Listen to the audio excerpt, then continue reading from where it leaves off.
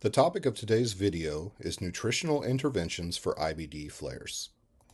Many people with inflammatory bowel disease can have mild symptoms, but for some, it can be life-threatening.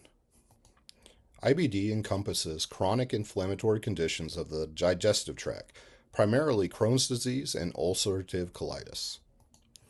Crohn's disease mostly affects the small intestine, while ulcerative colitis is restricted to the colon and rectum and is characterized by superficial and continuous inflammation with ulcers along the lining.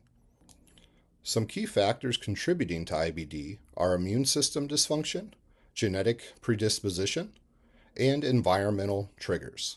Factors like early life exposure to antibiotics, sterile environments as a young child, so that the immune system does not develop enough to be able to fight this kind of disease, or even bottle feeding, can all influence and affect the gut microbiome. Some common IBD symptoms are persistent diarrhea, abdominal pain, cramping, blood in the stool, unexplained weight loss, extreme fatigue, particularly during the time of IBD flares. People are generally diagnosed with IBD before age 30, but it's not uncommon for people in their 50s and 60s to be diagnosed with it. Certain ethnic backgrounds, such as research shows even being white or Caucasian, places you at a higher risk. Having a family member with IBD places you at a higher risk. Cigarette use and NSAID use, such as ibuprofen and Aleve, can all contribute to IBD symptoms. People suffering from IBD have a higher risk of colon cancer, have inflammation of the skin, eyes, and joints, often have other medicine side effects, are at risk for blood clots, and also severe dehydration.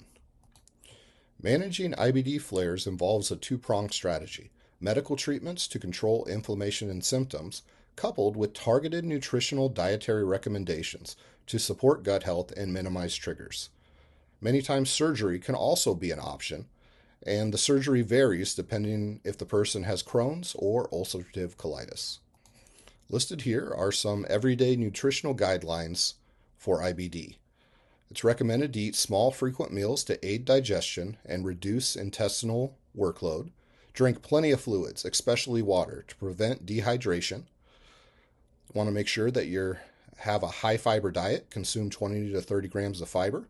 Limit caffeine, alcohol, artificial sweeteners, nicotine, and carbonated beverages.